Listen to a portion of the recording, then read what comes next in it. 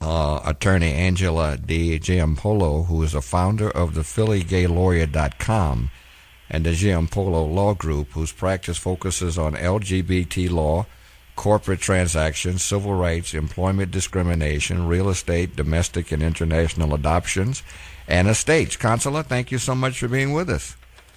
Absolutely. Thanks for having me. It's a pleasure to have you. Before we really get into this, because we've got to take a short break in just a moment, but were you surprised at all by the decision today? No, not at all. Okay. A lot of people say that. Yeah. Right. I think the Windsor case a couple of years ago, foreshadowed today, and we can talk about it more after the break, but the Supreme Court couldn't let LGBT individuals continue to live in a society where if I drive from here to California, I'm in and out of states where my marriage is recognized, my adoption is recognized. Now I'm in Tennessee, now I'm not married anymore. Then I end up back in another state where I am married. And, I think our heterosexual counterparts don't quite get the impact and implication of having 1,138 federal and state rights tied to marriage and then denying us that ability. Yeah, makes a lot of sense. I thought it would make it too. I was hoping it would be as the count was yesterday, but it doesn't matter. It's just as good, right? Five, 4. Yeah. We've waited long enough. 24 hours. I'm not going to quiver about it, but we thought it would be today because of the anniversary, if you will. June 26th is going to become known as a gay day that lives on in history. We had Lawrence v. Texas in 2003, the sodomy law, the law that decriminalized gay sexual behavior, which Kennedy wrote the opinion, and that was decided June 26, 2003. And then U.S. v. Windsor 10 years later, 2013, and that took down Partidoma, and now just 2 years later, June 26 again, Kennedy again, a trifecta of gay cases, all on June 26, all by Kennedy. That's great. We'll be back with the consular right after this. We'll be taking calls also at 591-1690, the Supreme Court's decision making it legal for same-sex marriages across the nation. Our number is 591-1690. We are continuing with attorney Angela D. Giampolo, who is the founder of the PhillyGayLawyer.com and the law group whose practice focuses on LGBT law, corporate transactions. I could go on and on. They're doing a great job, and, of course, very happy about today's Supreme Court decision. And let me take a call. Consular, again, thank you so much for being with us. Sure. Okay, let's go to Eunice. Hey, Eunice, how are you? Hi, Cliff. How are you? I'm fine. Let me say from the start, kudos to the Black Legislative Caucus. Great, absolutely. Yeah, Cliff, the president gave a great eulogy and lesson, and it was combined, which was on point as far as I'm concerned. And now that the lesbians and gays have their right to vote and marry in all states, why not voting rights for the blacks? Every 20 or 25 years we have to renew the voting rights bill, and we are citizens. And like Minister Farrakhan said, on this 10-10 march to Washington, it's justice us, and we need the Supreme Court to be on this also, as well as all the other things that they do. And thank you for taking my call. Okay, thank you, Eunice. There's some mixed things there relative to voting and so forth. But she's right. Yeah. But she's right. Right. But this, what the Supreme Court did today has nothing to do with voting rights. Right. Exactly. Yeah. But other than that, what has amazed me is the rapidity in which this whole thing started. It's unbelievable that so many people were able to get together and, of course, draw in other folks to get to this point this quickly, because the whole idea, Consular, of the electorate, or not just the electorate, of course, the people in general, the public, has really changed in rapid time, hasn't it, about LGBT rights? Mm-hmm. Absolutely.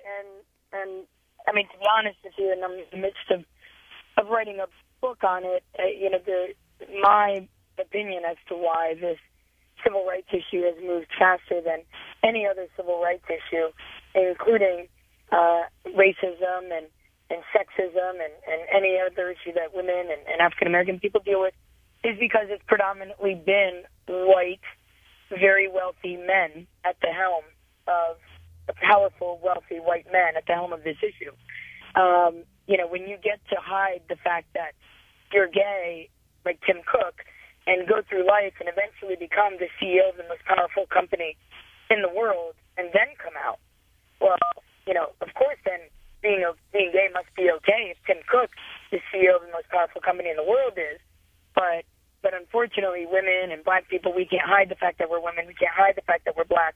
And so we go through life and maybe access is denied in ways we don't even know it. But there were a lot of very powerful men that stayed closeted for years. Mm-hmm. Anderson Cooper, for instance, and they got to their places of power and then wielded their power. But, literally this issue went from,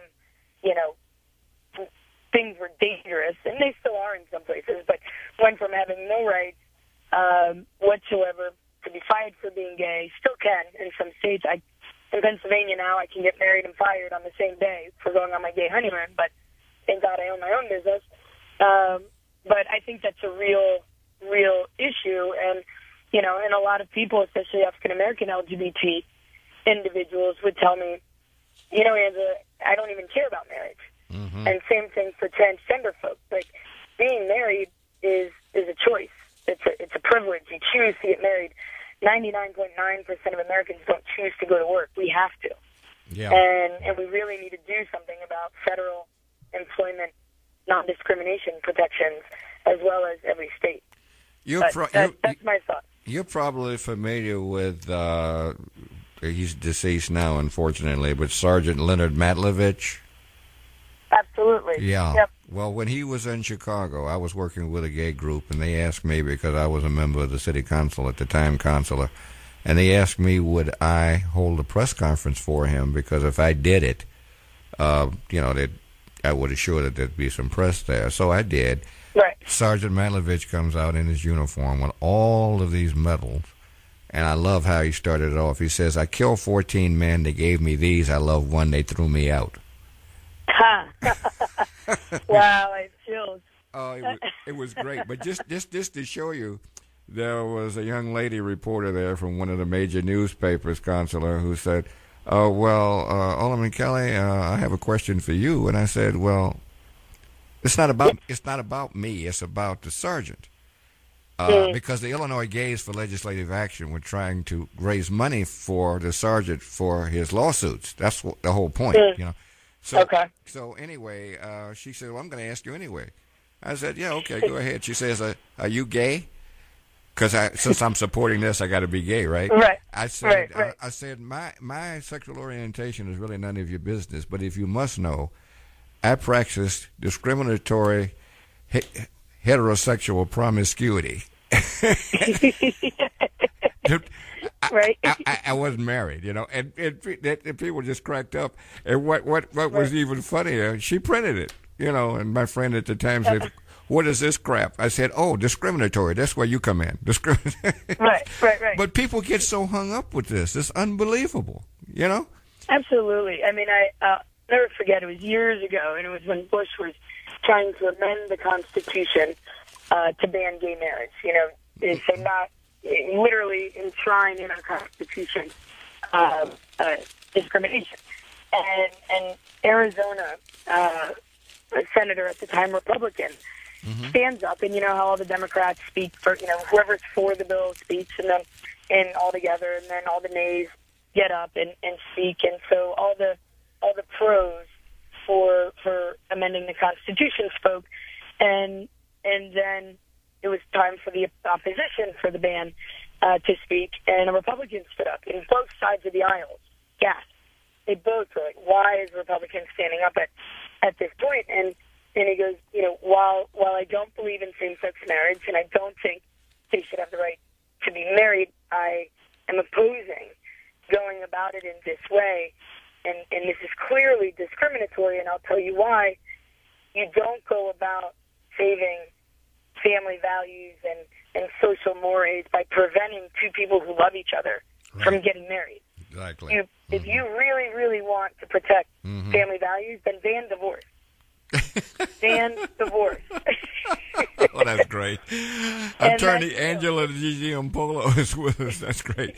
We'll be back with more in just a moment. If you'd like to talk to us, 591-1690, the Supreme Court decision today, gay marriage nationwide. Stay with us. Let's now go and get the latest in the traffic, the weather, and the news with Robin Lewis.